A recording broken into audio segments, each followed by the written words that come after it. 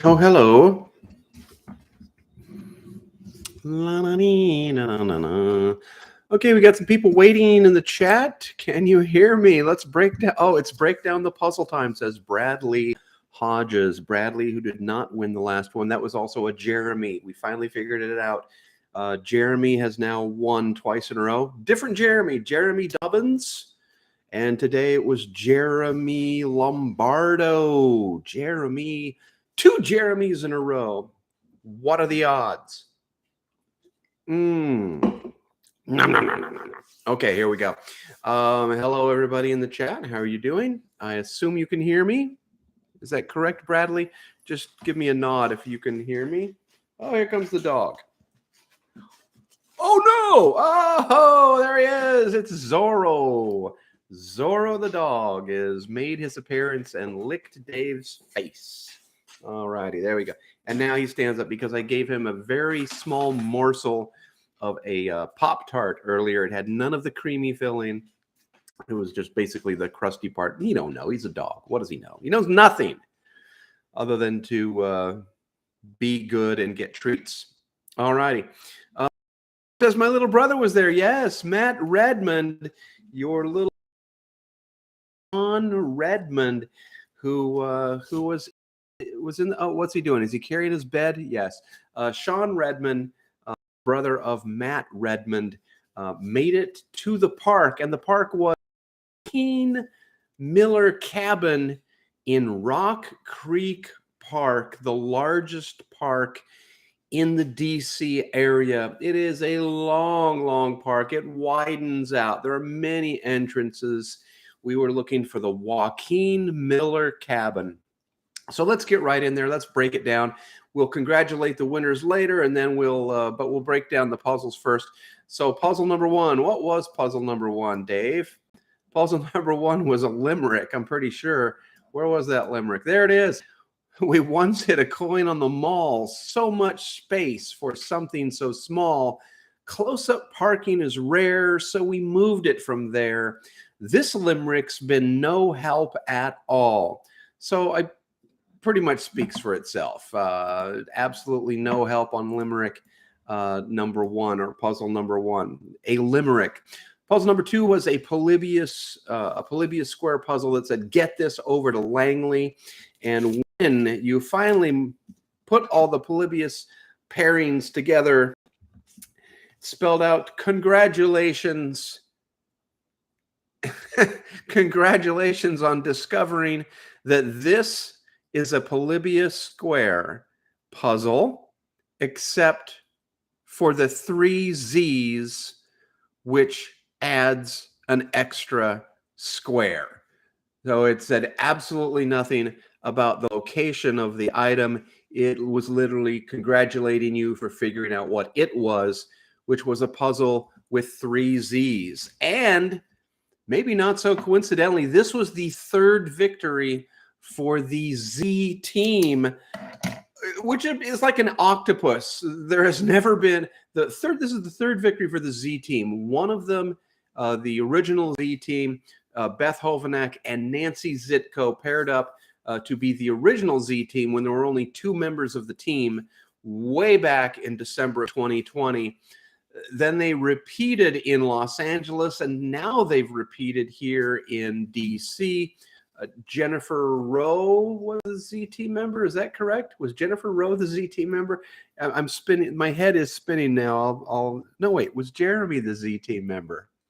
Whatever it was, this is the third victory for the Z team. They have apparently thousands of players all hooked into the Z team. And we told them it's only $1,000. So you're going to have to chop this up like 85 cents per team member. Maybe back off and give some other people a chance to win some real money, because we're not cutting a whole bunch of 85-cent checks.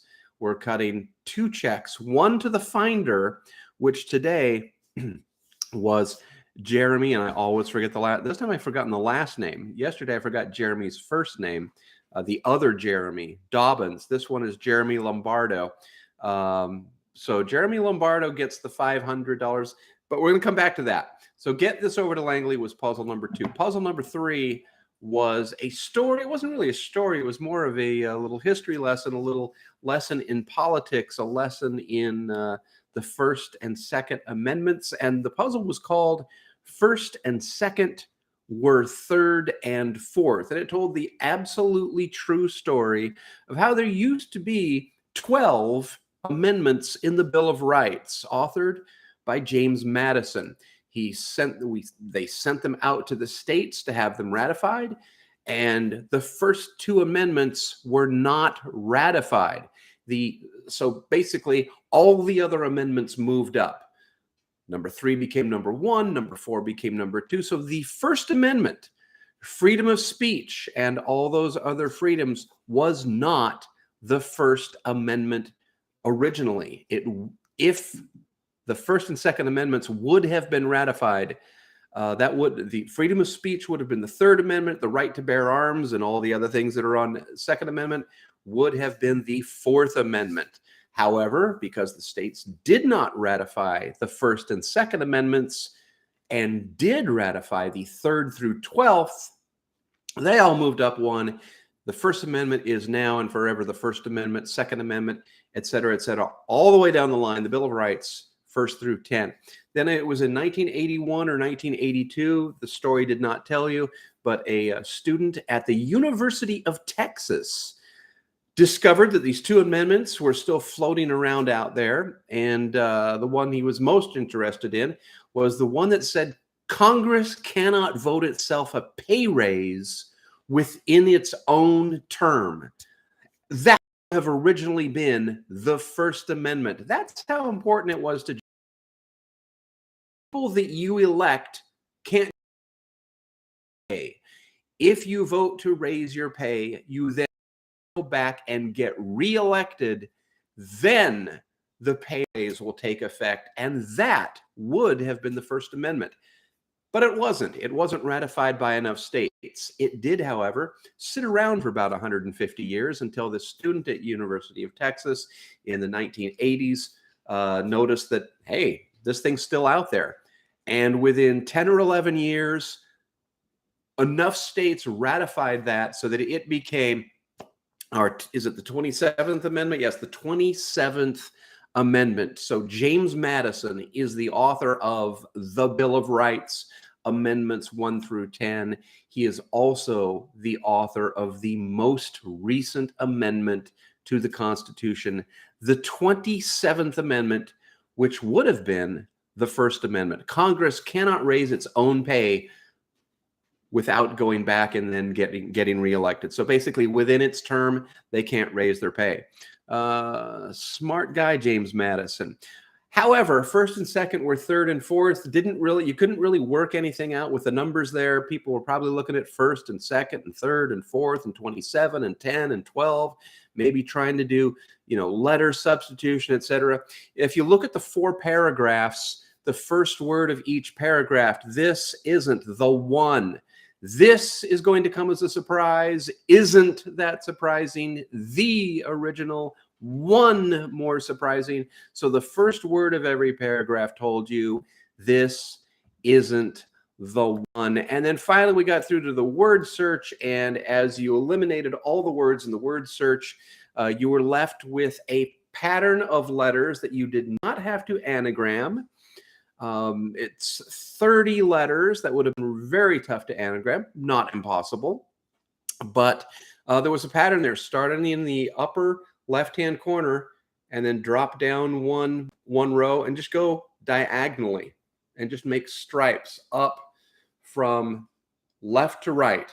As you're going up, it would spell out. What did it spell out? Oh no. I've forgotten my own puzzle. Joaquin Miller Cabin, I believe it was. Is that what it was? Oh, it's the other page. There we go.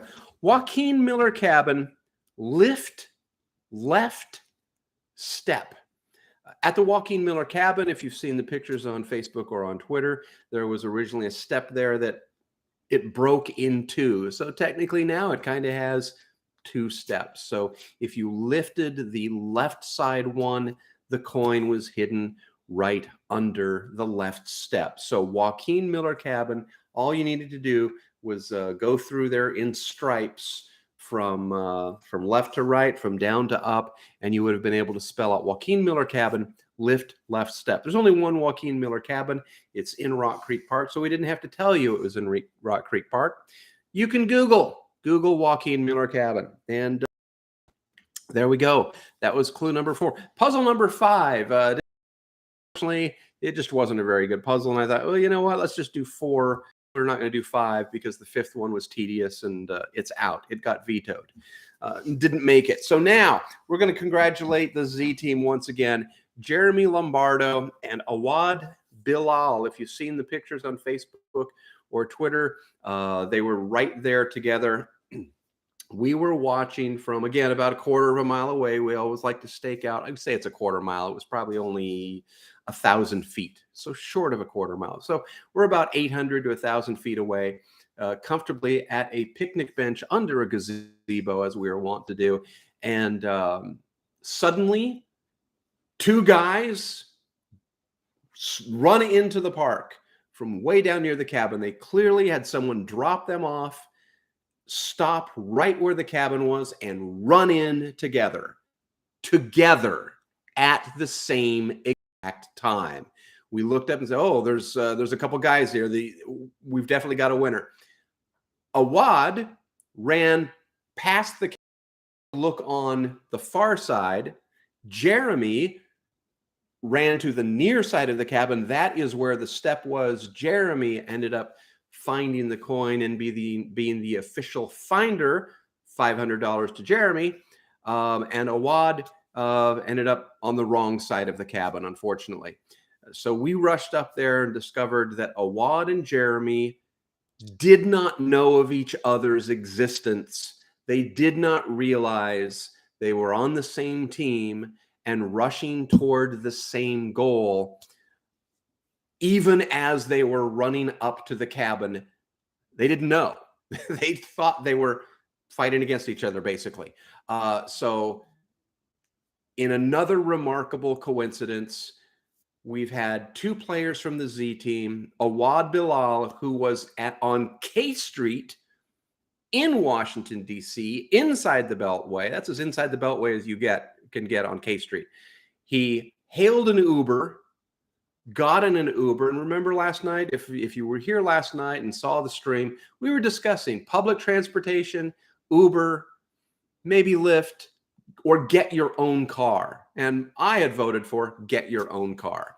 But Uber is a possibility. So Awad jumps in an Uber on K Street while Jeremy gets into his own car in Virginia. Now, Virginia's not that far away. DC's not that big a place, but still, Jeremy started from farther away than Awad, but they got there at the exact same time, jumped out of the car. Awad jumped out of the Uber. I believe Jeremy's wife was probably driving, parked right on the street where you're not supposed to park. She then went to the parking lot. Jeremy ran in. Awad ran in. Jeremy happened to get on the right side of the cabin and found the thing. So we rushed up, and as it turns out, they kind of knew they were on the same team, I guess, as they started talking to each other, but they did not know as they were getting out of their respective cars and running that they were actually on the same team. So just a stunning result. The Z team, which apparently has, dozens of members in every single state and wants to win every single one of these. And why not? We make the rules. So if there's going to be a team that's tough to beat, it's going to be the Z team that is going to be very tough to beat. Now, we took some pictures, et cetera, and then Jeremy and Awad left. And so I set up a drone. I was going to do some drone shots, which is very restricted in Washington, D.C. As I turned the little tiny drone on, I was advised that I could only do the drone for 90 seconds. Not only that, the drone was restricted to 6 feet high. So when you're wanting to have a majestic shot of a park, even a tree-filled park, 6 feet high isn't going to do it. Still, we turned the drone on and got the drone on, and suddenly Here's a mass of other players. This is 20 minutes, 25 minutes later after Awad and Jeremy had left. Here's another mass of players dropping people off near the cabin. 3 different teams all essentially arriving at the same time, had nothing to do with each other. All of them from the Virginia area, including Sean Redmond, including one of the Incredibles, and that would have been Craig and Connie Birkland. I just said, and clearly it's 2 because Craig and Connie are 2 completely different people. Sean Redmond was there. And then from the Lone Strangers, they were winners in one of these weeks, week 2, week 3. I don't know. I got COVID. I got shingles. I got excuses. Okay. I'm stuff is happening fast. So the Lone Strangers sent Patrick and Tracy Frost. They had come from Alexandria, Virginia. And all 3 of those teams got there at the same time. So essentially we had kind of a tie for second place and then a 4th place team. So because they got there just slightly afterwards, but just an amazing result. Almost a dead heat from 2 people who had no idea they were on the same team until after they introduced themselves to each other. And then 3 latecomer teams arriving all at the same time. So, and all locals, even though they were all part of teams, and a couple of those teams had played the previous Great U.S. Treasure Hunt when it was in book form, and we didn't have a winner every single week. We had puzzles that took a month to solve, or 2 months to solve, or longer to solve. And we wanted to do a different thing this time. So we're doing them the way we want to do it, and that's winners every single week.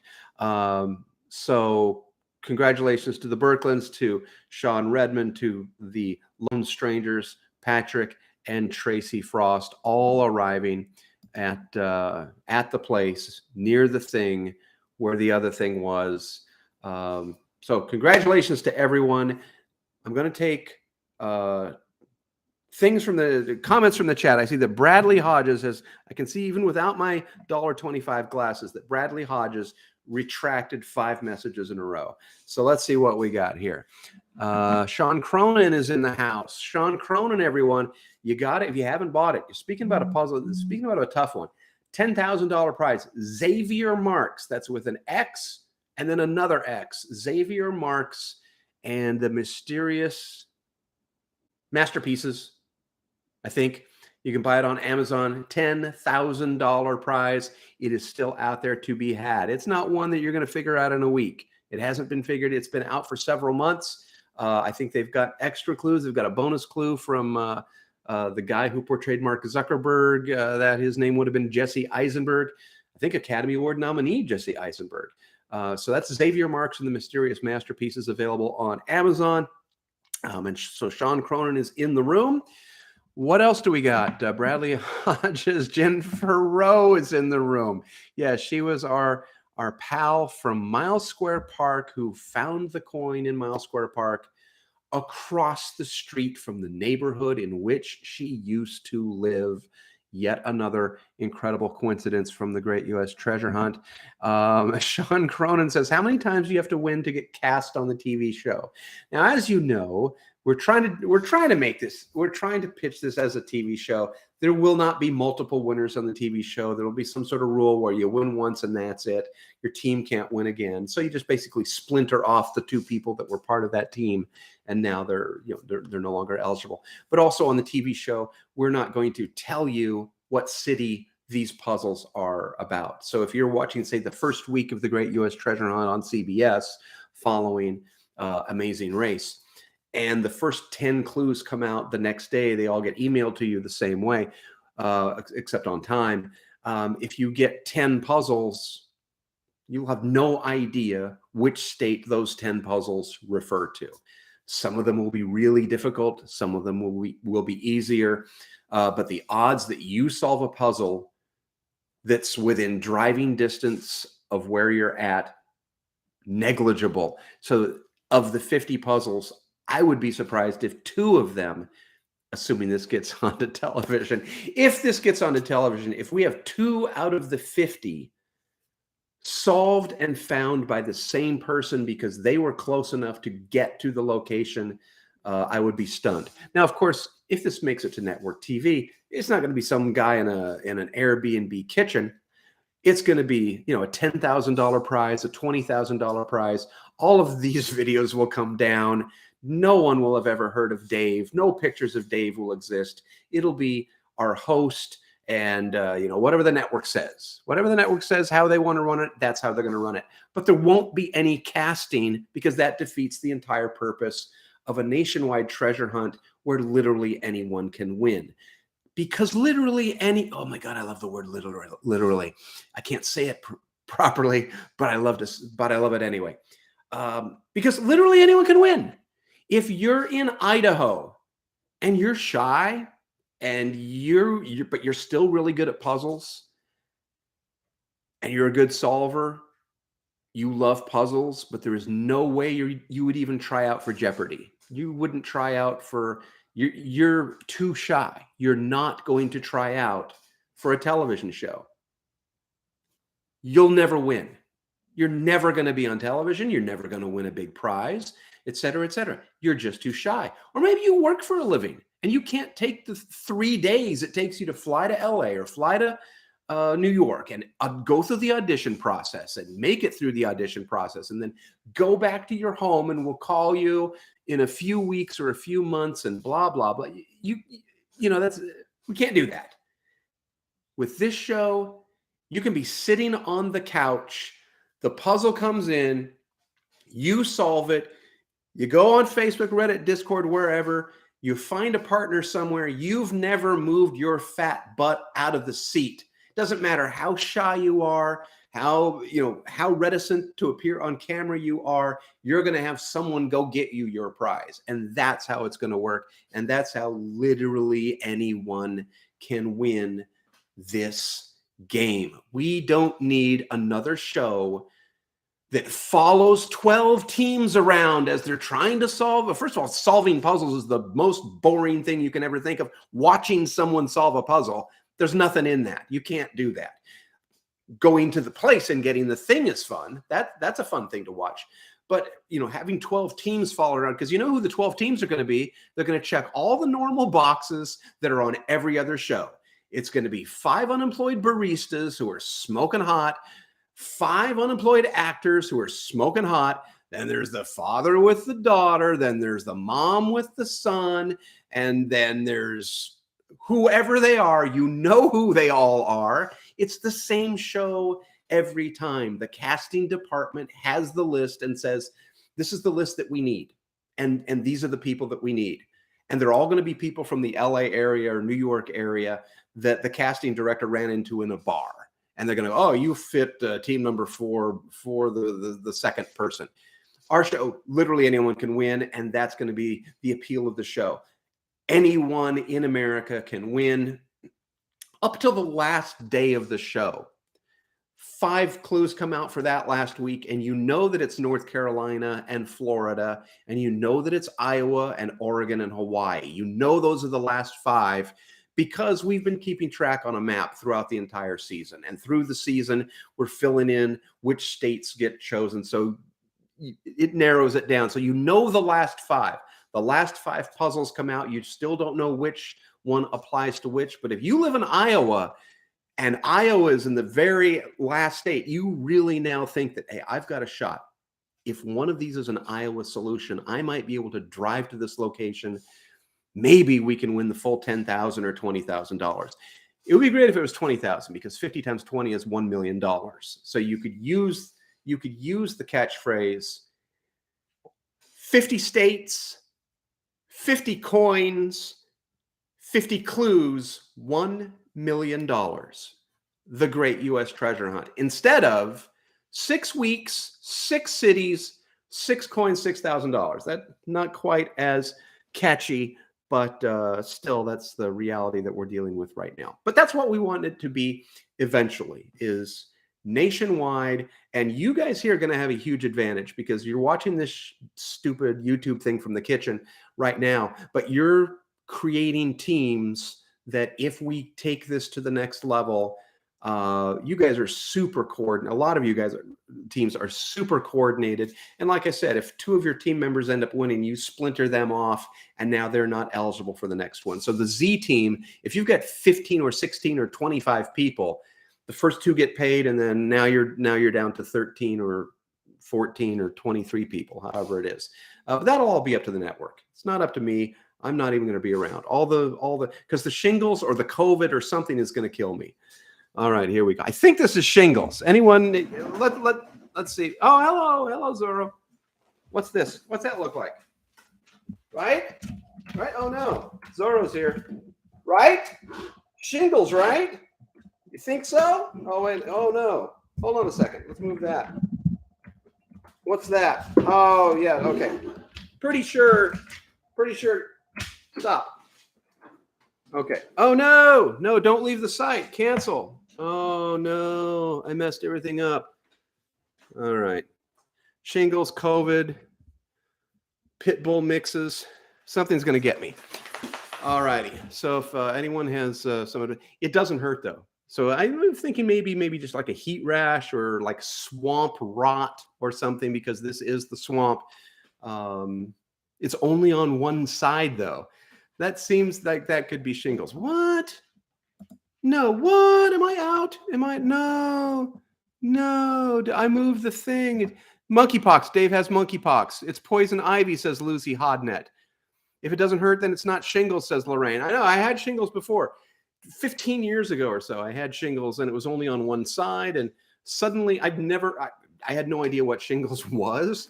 And everyone I talked to, as soon as I said, oh, I think I have shingles. Oh, yeah, shingles, it only appears on one side, and it's this and it's that. Everyone knew not only what shingles was, but the exact diagnosis. So if this is shingles, it's only on my lower right leg. And so that would be best case scenario. Doesn't hurt, so probably not shingles. However, I did have the COVID. And there's a thing that says that if you have COVID, you're also more prone to getting shingles right soon after. So that'd be like 2 or 3 weeks ago. Maybe I got the non-hurting shingles. The COVID is protecting my nerves from the pain of the shingles. Good theory. Okay, let's see. What else do we got?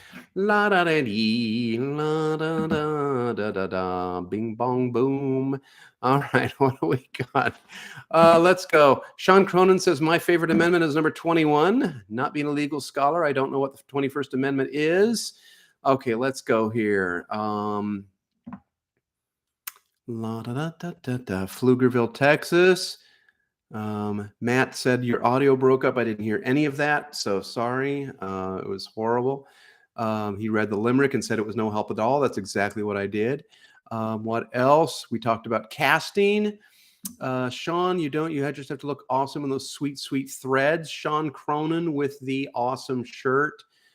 Is Dave getting all choppy for anyone else? I was moving the computer. I'm sorry. So I was probably all choppy. Sorry about that. We need someone who can read lips. Hold on a second. Can you hear me now? Oh, crap. Really?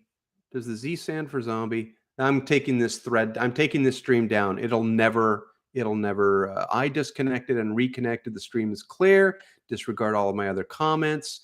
Sean is going to spread brutal rumors about your retracted memory. Oh, he's talking to Bradley. NPS is not friendly to drones, I've heard. The National Park Service. Yeah. Well, it's Washington, D.C. You don't want a lot of drones flying around the nation's capital. But this is a wooded park that's miles and miles away from any of the action.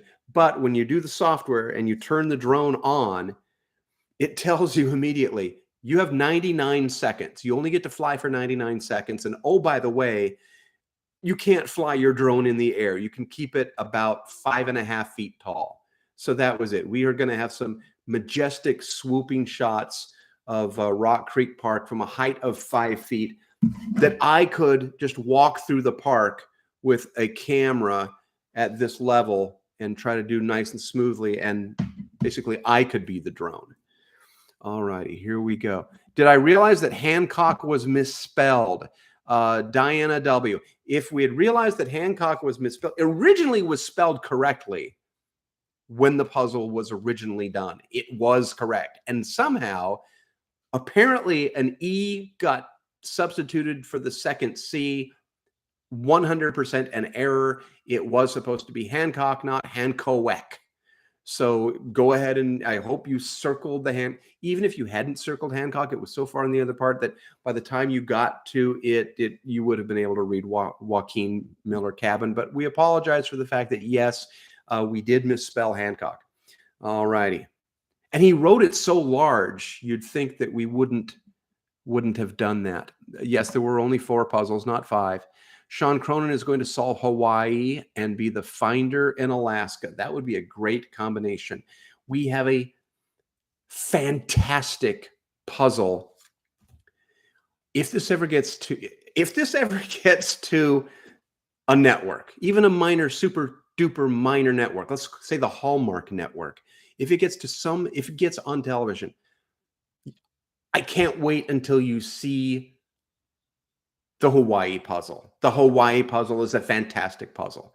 I can't tell you anything about it other than your mind will be blown. It's the best puzzle I've ever come up with. It's a fantastic puzzle. I'm not patting myself on the back because of a shoulder injury, but and this one I couldn't do it with, but it's a fantastic puzzle. And it's not one of those, oh, you solved it in an hour. I'll wait until the one that you can't solve at all. And that's the one I won't solve because you didn't solve the one that was solved in an hour. And you're not going to solve the one that takes a month to solve, Mr. Non-solver complainer.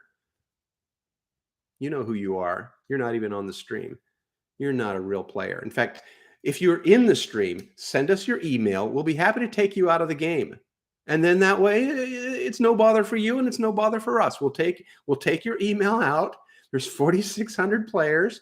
We'll bring you out. We'll pull you right out. Then you don't have to complain about the puzzles that are too easy that you can't win at because they're so easy. All right, next. What do we got? Diana's not on Facebook. Oh no, Twitter. We're on Twitter also. Let's see. We got some flirting going on in the chat. I'd say get a room, but they have a room. It's a virtual room. Laurel's in the house. Lorraine says hi, Laurel. Laurel says hi, Lorraine. Once again, Bradley believes that I have the monkeypox. Maybe it's poison ivy. Okay, no. Now we're up to the shingles thing. Hope you get better soon, Dave. Stay strong. As if I were strong to begin with. If I were strong to begin with, I would stay strong. And what do we got? Do you have a tip to unscramble words? I had a hard time solving that. Yeah, so let's do it this way. Let's look at the puzzle. Joaquin Miller Cabin. And you see these stripes going up like this. J, drop down to the next line. O, drop down to the next line. A, Q, drop all the way down here. U, nothing there. Next line.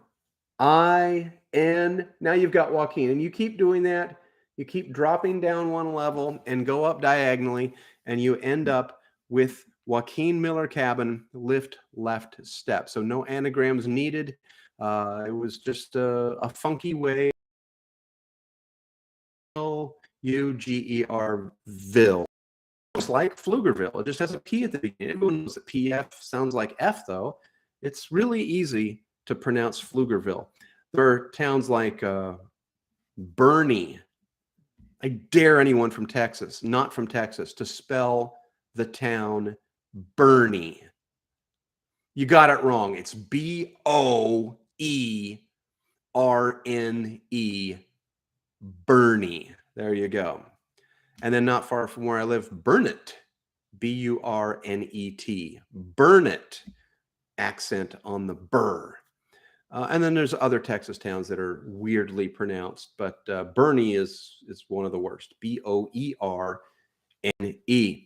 All righty, we got some smileys in the chat. Oh, dang, we brute forced that solve. Nice puzzle design. So apparently Bradley was part of a team that got... Don't know what was that? Oh, it was the other phone. No. Not broken. The phone didn't break. So yes, if you just kept going up like that, you did not need to brute force it. The letters were all in order. I appreciate the thank you for the puzzle design, or thank you for the nice design, or whatever. But yeah, you didn't have to brute force it. There was a pattern. Also, someone had asked out at the park, was there any hints that we dropped in the live stream? Not really, although I did say walking a lot in the live stream before the thing. This is the Joaquin Miller Cabin, and I said walking a lot. It wasn't really a hint.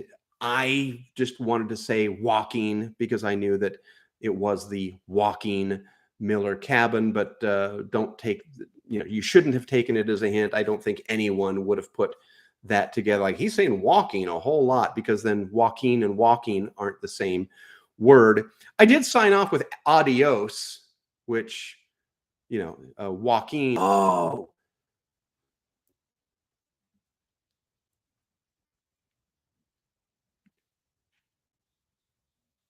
I was just moving my lips right then. I wasn't actually making any noise. So for about the last 10 or 15 seconds, wasn't really talking, just driving people nuts, just having some fun. I've got shingles. I've got COVID. I'm allowed to have some fun. All righty. I'm going to say, I want to congratulate once again the Z team. Stop winning almost every week. It's just crazy. They're not winning every week. They've won twice. But again, congrats to the Z team, to Jeremy Lombardo, Awad Bilal, racing from opposite points of the compass, arriving at exactly the same time, not realizing they were on the same team. If you pitched it as part of a movie, they wouldn't believe it. They would say, this is ridiculous. This is unbelievable. There's no way that happened. And yet we know that it happened because we watched it happen. Then we've got the Incredibles, led by Craig and Connie Birkland from Hampton, Virginia. Hampton, standard spelling, standard pronunciation. Sean Redmond, he just called his team the Etceteras because he didn't know that there was supposed to be a team name. But he's from Arlington, Virginia. And then the Lone Strangers were represented by Patrick and Tracy Frost, and they came from Alexandria, Virginia. So we had Hampton, Arlington, Alexandria, all in the house, arriving within seconds of each other, 25 or so minutes after a while. We got, okay. That's gonna get. I'm gonna say goodbye unless there's a really special question. Sean, why do you think we call the Z team Zodiac? Is on it, and no politics going on in the chat. Next week we're going to be in Asheville, not Nashville. One puzzle. And this is one of the puzzles that we would have used if some network or production company said, "Hey, fantastic, let's make a show." Was I off again? I saw a thing happen over here. Did that mean I wasn't being used? B&B places have unreliable stuff. So anyway, okay, every time I see the thing happen that says this connection is on, I'm going to talk. This is a puzzle that I came up with months and months and months ago. It is for Asheville, North Carolina. You have the advantage of knowing it's for Asheville. If this were on the show, you wouldn't know it was for Asheville. Carolina would have been an Asheville location. Now, since you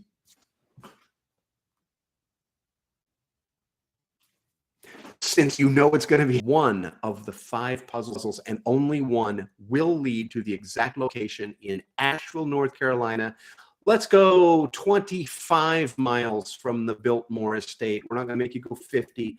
Let's say a 25-mile radius from the Biltmore Estate, iconic location in Asheville, North Carolina. Good luck to everyone. I expect the Z team already has 8 or 9 residents of Dog City, USA. Also, Beer City, USA. I can't remember the fifth one, but I've got 4 of the Asheville nicknames. So I'm sure the Z team has people involved there. You have 1 week. Find people in Asheville, and they can be your BOTG, your boots on the ground. And perhaps you'll have 2 of them racing each other, trying to find something at the place where the thing will be. We know where the place is. We know where the thing is. The item has not been placed, but the exact location has already been chosen, and the puzzle is set in stone, chiseled in gold. There will be no changes to the puzzle. The puzzle is the puzzle. All right. Once again, we want to thank Jeremy Lombardo and Awad Bilal, who sprinted to the finish for the Z team.